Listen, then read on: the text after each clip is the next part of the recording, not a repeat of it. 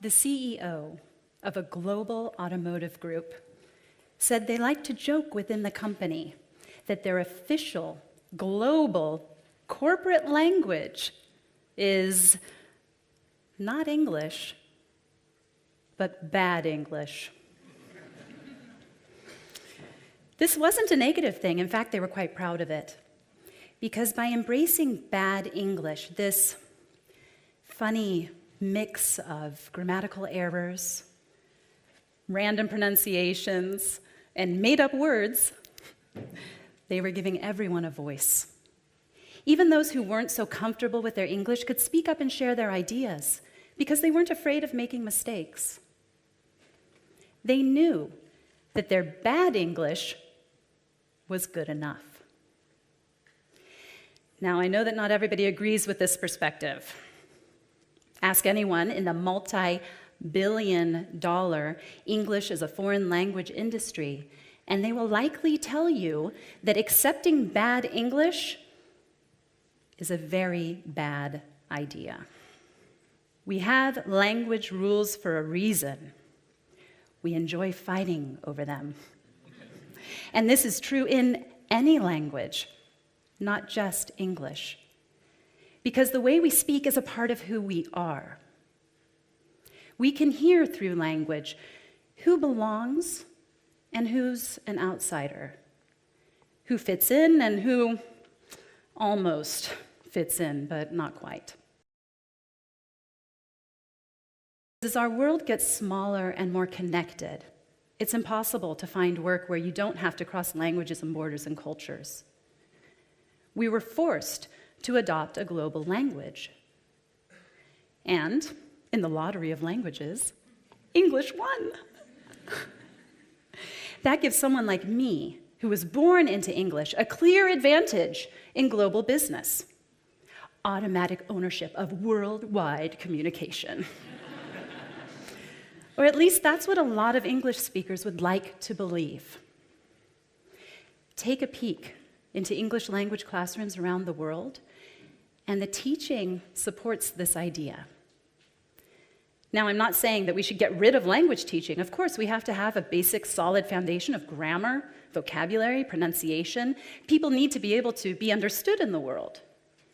But we have plenty of people who speak really decent, bad English, who are stuck in these classrooms, and we're forcing perfection on them.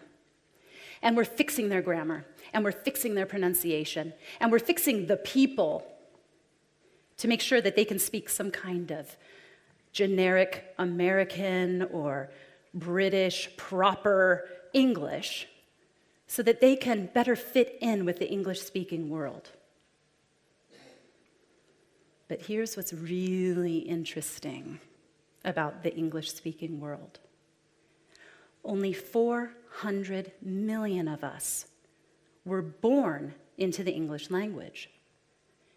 Compare this to the 2 billion voices who have had to learn this language in a classroom.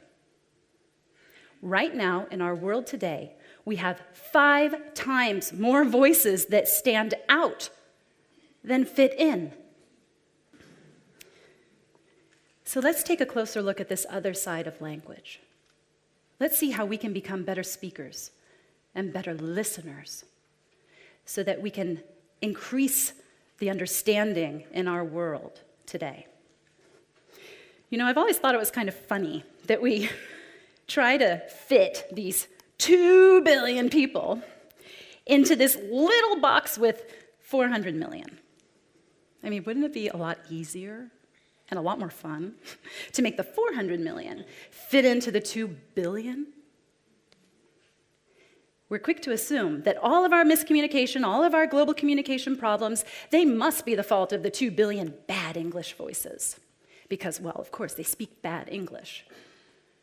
But you might be surprised to hear that the exact opposite is actually true. Numerous studies on global communication have shown that misunderstandings increase when one of the 400 million good English speakers enter the conversation. It's the truth. How can this be? The other side of English is very interesting. We like to believe that we have this ownership over the language, but no one owns the English language anymore.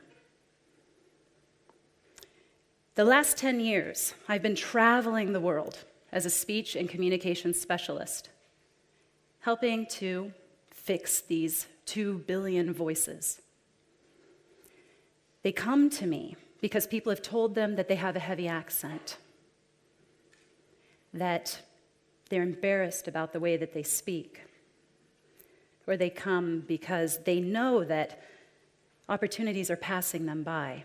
These talented, well-educated, global leaders who are perfectly confident and eloquent in their own languages want to erase their accents, their identities, so that they will be respected for the ideas coming out of their minds, instead of judged for how the words are coming out of their mouths.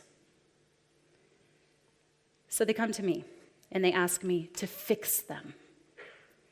But there's just one problem. These 2 billion voices aren't broken. The most important skill to master as a global leader moving forward in our world today is not the perfect accent. What is crucial in global communication is adaptability. As a speaker, being able to change the way that you speak so that it's easier for your listener to understand. And even more importantly, as a listener, being open and flexible to hearing all different kinds of English and really making an effort to understand.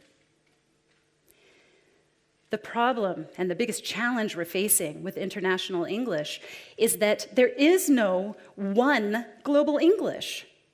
We can't define it. We can't put rules on it. We can't teach it. It has to be experienced. What we also need to do is simply be better listeners. All of us need to have more contact with different varieties of accented English from all over the world. Because the more we hear these languages and accents, the easier they are for us to understand. We have so many courses out there, I run some of them, that are stripping the accents and stripping the identities away from the 2 billion people. We're sending them to these courses called accent reduction.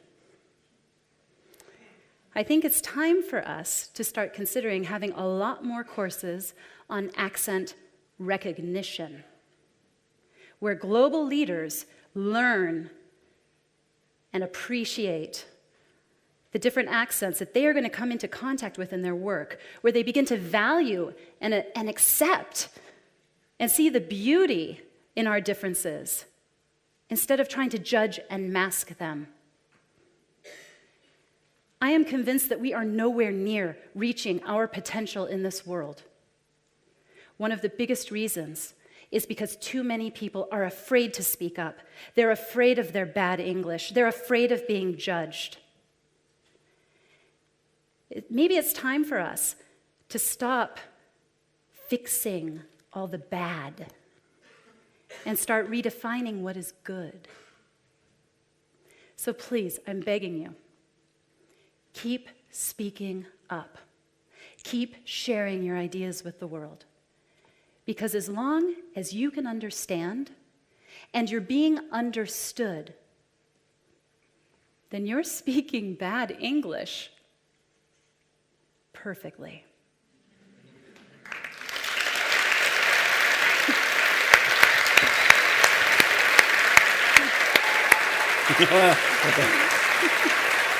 Thank you very, very much. Thank you.